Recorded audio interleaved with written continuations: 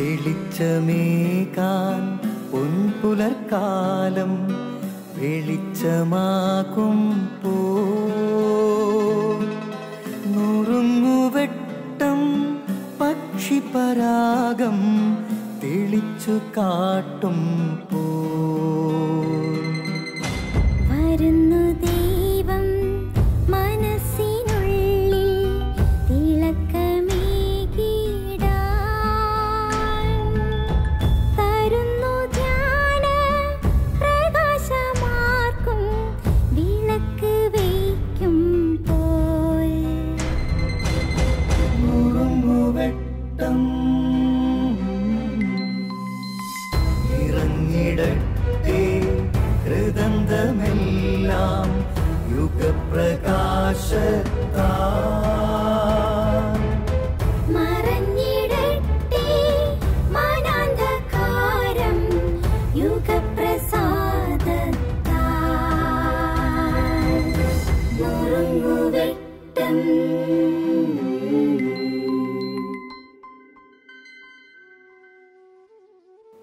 പ്രിയ സ്നേഹിത, ഈ പ്രപഞ്ചം മുഴുവൻ സൃഷ്ടിച്ചത് ദൈവമാണ്. അവൻ്റെ അദൃശ്യമായ സാന്നിധ്യം എവിടെയുമുണ്ട്. അത് തിരിച്ചറിയാൻ നമുക്ക് കഴിയണമെന്ന് മാത്രം. ഇതുപോലൊരു പ്രഭാതത്തിൽ പഴയ നിയമത്തിലെ യാക്കോബ് അത് തിരിച്ചറിഞ്ഞു. ഓർമ്മിപ്പിക്കുക, ഉറക്കം നിന്നുണർന്ന് അവൻ വിളിച്ചു പറഞ്ഞു വന്നു, സത്യമായും ദൈവം ഇവിടെയുണ്ട്, എന്നാൽ ഞാനതറിഞ്ഞില്ല. ആ തിരിച്ചറിവിന് ശേഷം അവൻ ആ തെരുവിന് ഒരു പുതിയ പേര് കൊടുത്തു, ബഥേൽ, ദൈവത്തിൻ്റെ ഭവനം. പ്രപഞ്ചം ദൈവത്തിൻ്റെ ഭവനമാണ്. അവൻ ചുറ്റുമുണ്ട്.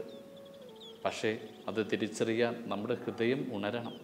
ഉണർവിലേക്ക് വന്ന നിശ്ചയമായും എവിടെയും ദൈവത്തെ കാണാൻ നമുക്ക് കഴിയും.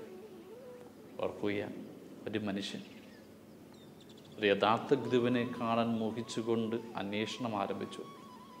വഴിയിൽ വെച്ച് പ്രവിഷ്ടച്ചുവട്ടിലിരിക്കുന്ന വൃദ്ധനോട് ചോദിച്ചു, എവിടെ പോയാലാ ഞാനൊരു യഥാർത്ഥ ഗുരുവിനെ കാണുക? വൃദ്ധൻ യഥാർത്ഥ ഗുരുവിൻ്റെ ചില ലക്ഷണങ്ങൾ പറഞ്ഞു കൊടുത്തു. ആ ഗുരു ഒരു വൃക്ഷച്ചുവട്ടിലായിരിക്കും. അദ്ദേഹത്തിന് ചുറ്റും ഒരു ദിവ്യമായ പ്രകാശമുണ്ടാകും. സമീപത്ത് കസ്തൂരിയുടെ സുഗന്ധമുണ്ടാകും. ഇത് മൂന്നും കണ്ടാൽ നിശ്ചയം അയാൾ യഥാർത്ഥ ഗുരുവാണ്. അന്വേഷണം ആരംഭിച്ചോളാൻ പറഞ്ഞു. ആ വൃദ്ധൻ്റെ വാക്ക് വിശ്വസിച്ചുകൊണ്ട് ആ മനുഷ്യൻ അന്വേഷണം തുടങ്ങി. എവിടെയൊക്കെ ഗുരുവുണ്ടെന്ന് കേട്ടു അവിടേക്ക് ചെല്ലും. പക്ഷേ ഈ മൂന്നടയാളവും പൂർണ്ണമായിട്ട് കണ്ടെത്താൻ കഴിഞ്ഞില്ല. നിരാശയുടെ മടങ്ങും.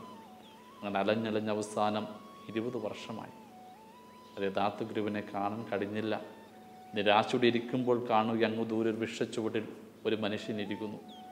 അടുത്തേക്ക് ചെന്നു. അപ്പോൾ കാണുക, ചുറ്റും ദിവ്യമായ പ്രകാശം, സമീപത്ത് കസ്തൂരിയുടെ സുഗന്ധം. ഇയാൾക്ക് സന്തോഷമായി.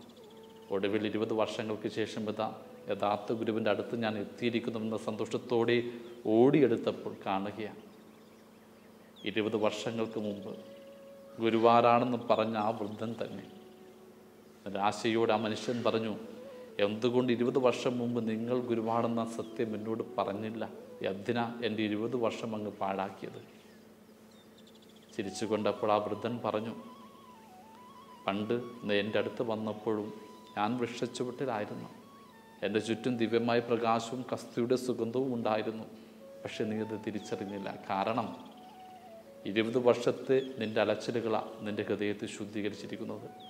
ഹൃദയം ശുദ്ധമായതുകൊണ്ടാണ് നീ എന്നെ കണ്ടതും തിരിച്ചറിഞ്ഞതും. സത്യം, ദൈവം ചുറ്റുമുണ്ട്.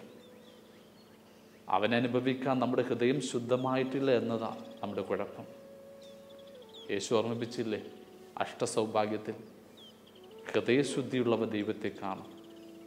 അതെ, പ്രഭാതം പോലെ നമ്മുടെ ഹൃദയവും ശുദ്ധമാകട്ടെ. അങ്ങനെ അനുദിന ജീവിത ചുറ്റുപാടുകളിൽ വേദനിക്കുന്ന മനുഷ്യർ ഈ പ്രപഞ്ചത്തെ, ദൈവത്തെ കാണാൻ നമ്മുടെ കണ്ണിന് കാഴ്ച കിട്ടട്ടെ. ദൈവം നിങ്ങളെ അനുഗ്രഹിക്കട്ടെ.